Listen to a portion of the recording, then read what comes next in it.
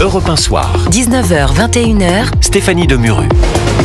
Et nos débatteurs de la première heure sont toujours dans ce studio. Jean-Claude Dacier, chroniqueur politique. Philippe Guibert, chroniqueur politique également. Bonsoir à tous les deux. Bonsoir Stéphanie. Alors, c'est vrai qu'on écoute Gérald Darmanin, on se dit ça y est, le miracle de Noël est arrivé, tout va bien se passer. Jean-Claude Dacier, je vous sens dubitatif, voire bougon. Moi, je m'emballe pas. Je veux dire, je crois pas à la stricte vertu des paroles. Je pense que demain, nous aurons tous nos confrères de la presse écrite qui vont comparer les deux premières sorties des gardes des Sceaux, celle de M. Dupond-Moretti et celle de M. Darmanin, qui a parlé pour la première fois, à mon avis, je peux me tromper, mais me semble-t-il, depuis fort longtemps, il a mis les victimes en tête. D'abord les victimes. Croyez-moi, ça va être bien reçu dans l'opinion française. Il a parlé, on vient d'en dire un mot également, de la nécessité de raccourcir les délais. La justice française est absolument impraticable et le conseil qu'on peut donner, c'est surtout de ne pas jamais s'y retrouver. Mais honnêtement, là encore, on a un poste qui est quoi ? Il est dépensier. Ça veut dire que dans un environnement, et c'est ça qui est terrible, parce que c'est pas le seul, hélas, dans un environnement qui va nous contraindre à faire des économies, à faire attention à ce qu'on dépense, la justice ne peut pas être soumise à cette situation. Elle a besoin, en effet, M. Dupond-Moretti, c'est vrai, qui a dit beaucoup de bêtises, me semble-t-il, mais qui au moins a eu le mérite 2 fois de faire augmenter de 8% la dotation à la justice. Il faut continuer. Alors, oui, quand vous écoutez Béatrice Brugère, elle dit non, c'est pas une question de moyens. Pas seulement de moyens. Pas seulement. Il faut faire une réforme totalement en profondeur, changer complètement un mindset. Mais là, on sort à une autre difficulté. C'est-à-dire que Béatrice Brugère a sans doute raison en disant qu'il faut beaucoup simplifier la procédure. Il n'y a pas une majorité pour ça. Mais le problème est de savoir s'il y aura une majorité pour ça. C'est tout le problème. Et le budget, je vous rappelle, parce que là, on fait rien sans budget. Il l'a dit lui-même d'ailleurs, Gérald Darmanin. Il faut noter. Il a dit qu'il espérait avoir une augmentation. Jean-Claude l'a dit. Jean-Claude l'a dit. Éric Dupond-Moretti a augmenté pour la première fois depuis longtemps le budget de la justice, qui avait toujours été sous tous les gouvernements précédents, gauche et droite confondus, un peu le ministère sacrifié sur lequel on faisait des économies. Bercy aimait beaucoup faire des économies sur le ministère de la justice. Et donc effectivement, on a beaucoup de moyens à rattraper.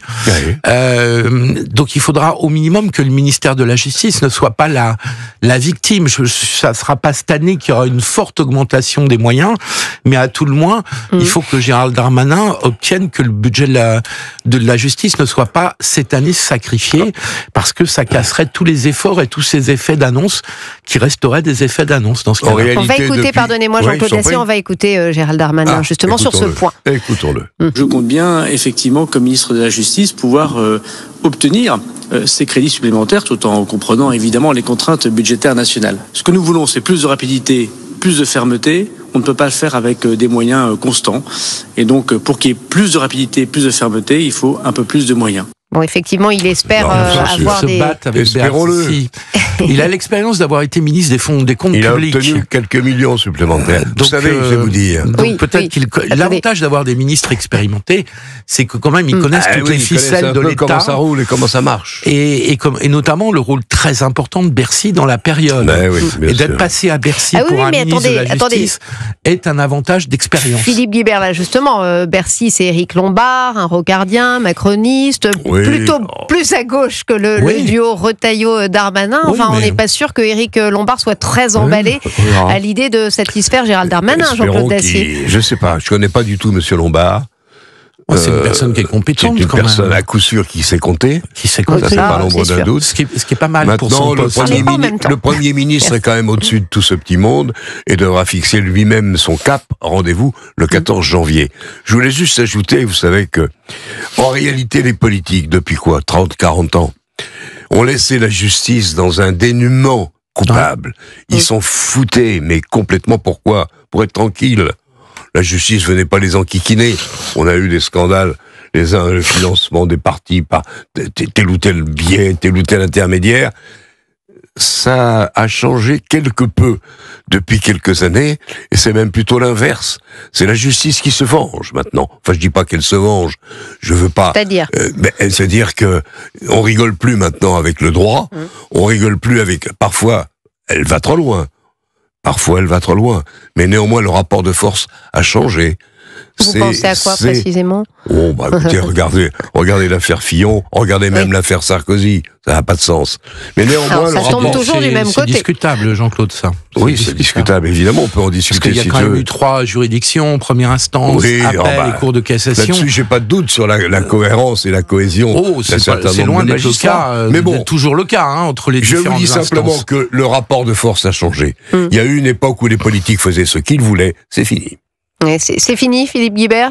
Oui, mais enfin, je veux dire que les politiques ne fassent pas absolument tout ce qu'ils veulent. C'est normal. C'est assez normal. Enfin, je veux dire, moi, je demande pas aux politiques d'être des saints. J'ai pas dit le contraire. Moi, il s'agit pas de dire qu'ils doivent être des hommes d'une sainteté ou des femmes d'ailleurs d'une sainteté exceptionnelle. Personne n'est d'une sainteté. Enfin. Peu de gens sont d'une sainteté exceptionnelle.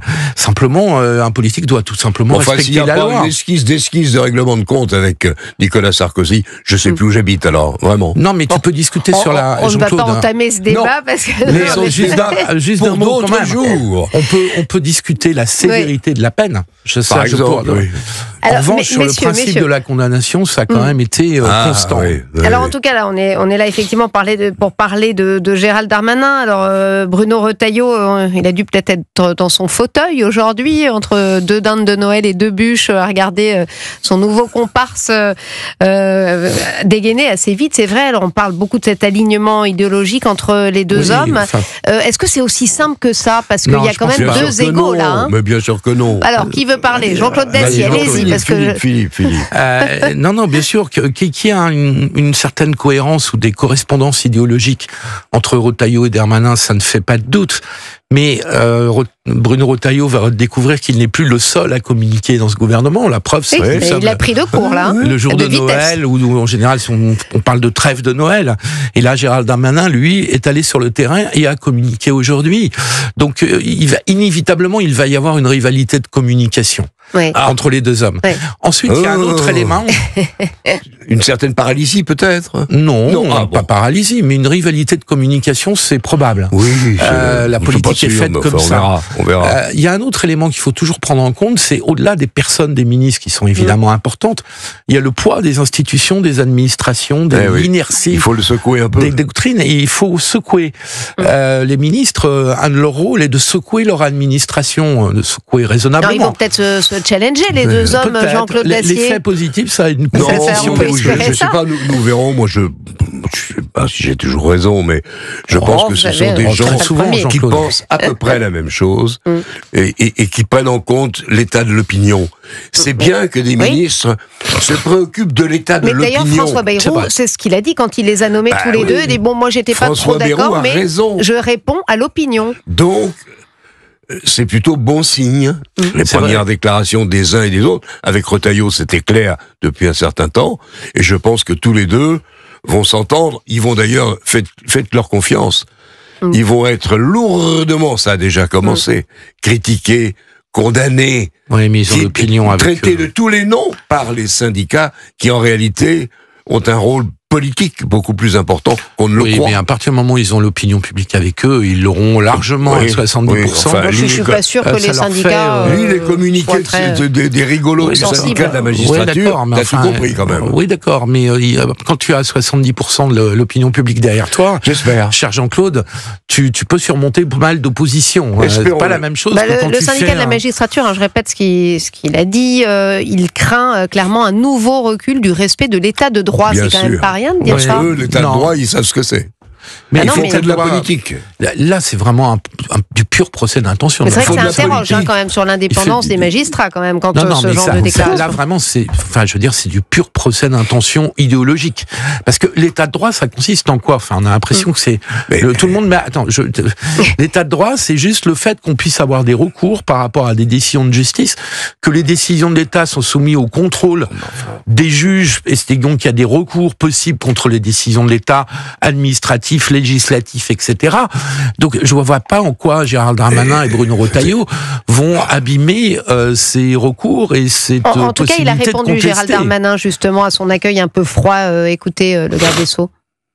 Moi, je suis là pour travailler pour les agents du ministère de la Justice. On ne fait pas de la justice sans les magistrats, sans les greffiers, sans les agents pénitentiaires, sans les agents de la protection de la jeunesse, sans ceux qui sont auxiliaires de justice. Après, j'ai une feuille de route. Elle m'a été donnée, si j'ose dire, par les Français. Et ils veulent des décisions rapides, des décisions justes et des décisions fermes. Mon travail n'est pas de prendre les décisions à la place des magistrats. Mon travail est de donner une direction. Nous définissons la politique pénale notamment, mais aussi des moyens. Et j'ai bien compris que c'est sur ce dernier point que m'attendaient notamment les représentants du personnel, ce qui est bien normal. Bon, il enrobe plutôt bien les choses, Jean-Claude Dacier. Et je pense que c'est pas non plus son intérêt de se fâcher d'entrée de jeu avec le personnel de son administration. Enfin, il y a un petit a priori quand même de départ. Je souris pour ne pas dire davantage quand vous me parlez du respect de l'état de droit, quand on est le syndicat de la magistrature. Le mur des cons, c'est moi qui l'ai composé. Oh non, ne me demandez pas, j'y peux rien. Et le syndicat de la magistrature a fait voter pour qui ?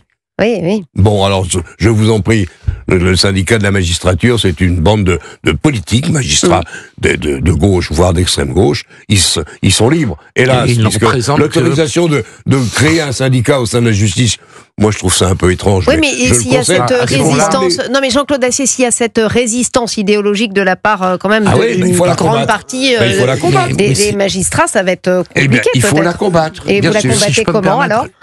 Le ministre a des moyens quand même. Il ne représente que 30% des magistrats. C'est beaucoup. C'est beaucoup, mais enfin 30%, c'est pas 100%. Certes, mais c'est même une minorité. Le syndicat majoritaire des magistrats, dont on entend beaucoup moins parler, dont on parle beaucoup moins, n'a pas fait ce type de commentaire à propos de Gérald Darmanin. Non, c'est un syndicat qui est assez modéré et qui est à peu près sérieux, qui savent dans quel état le pays se trouve. Donc la justice française n'est pas aux mains du syndicat de la magistrature. Il faut donc quand même le rappeler. Et puis d'autre part, Gérald Darmanin me semble un politique plus habile qu'un Éric Dupond-Moretti, qui était déjà un personnage qui, en tant qu'avocat, avait déjà une sorte de conflit et qui, en plus, dans certaines de ses décisions, a braqué les magistrats. Donc Gérald Darmanin est un politique. Habile, qui va savoir recevoir les gens, parler avec eux et va pouvoir amoindrir ou arrondir certains angles. Alors, c'est pour ça que le mariage, l'alliance entre les deux, ministre de l'Intérieur et garde des Sceaux, peut, espérons-le, produire des effets positifs. Encore faut-il que ce gouvernement tienne. On va en parler dans quelques instants, juste après la pub, messieurs. À tout de suite.